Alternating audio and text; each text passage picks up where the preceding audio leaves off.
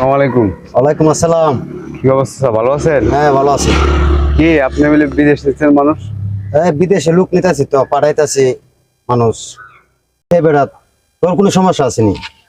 আরে ভাই শুনেন, আমি লোক নিতেছি, তোর কোনো সমস্যা আসেনি? আমার এই যে প্রশ্নটা আগে বুঝা। আমার কোনো সমস্যা নাই, আমার ভাই বিদেশ। তেন মাতস কিতার লাগি? আরে ভাই আমার ভাই বিদেশ, আপনি একটা মানুষ হয়ে আরেকজন মানুষের ক্ষতিটা করে আপনার একটা বিবেকে বাধা দেন না? আপনি কি করছেন, কি করছেন আপনি? আমার ভাইকে বিদেশে নিয়া আর অনেকে বিদেশে নিয়া ও দালালি কাজ করতেছেন। আপনি একটা মানুষ না? আপনি কি করতেছেন? আপনি একটা জঘন্য কাম করতেছেন। দেখেন আপনার হচ্ছে ছয় সন্তান আছে, এগুলা কাজ করবেন না, ঠিক আছে? ভালোই যান, ভালোইতে পয়সা লাগে না। আপনার সাগরও মানুষকে ডুবাই মারতেছেন, ঠিক আছে? আপনি কোনো কোনো সময় মানুষের সাগরে ডুবাই মারেন না। আপনি কি কাজ ভালো করতেছেন? হ্যাঁ, কথা শুনেন। আমি লোক বিদেশে পাঠাইতেছি, আমি তো নিশ্চিত লোক তো পাঠাইছি। এখন কি করতেছে না করতে এটা তোমার বিষয় দরকার নাই।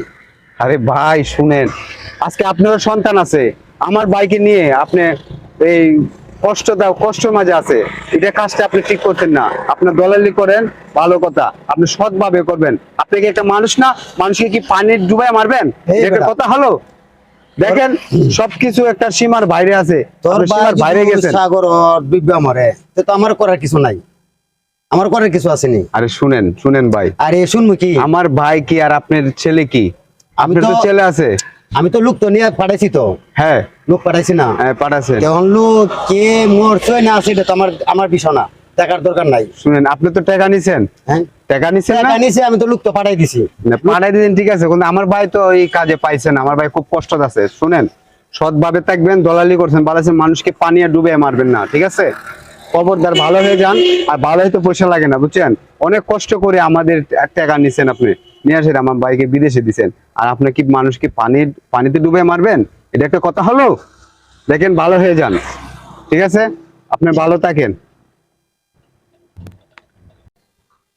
আর মানুষ নিতাছি, পাঠাইতাছি, অন কষ্ট আছে, অন তো যে অবস্থা দেখে আমার পিছনে শত্রু লাগিয়েছে গা।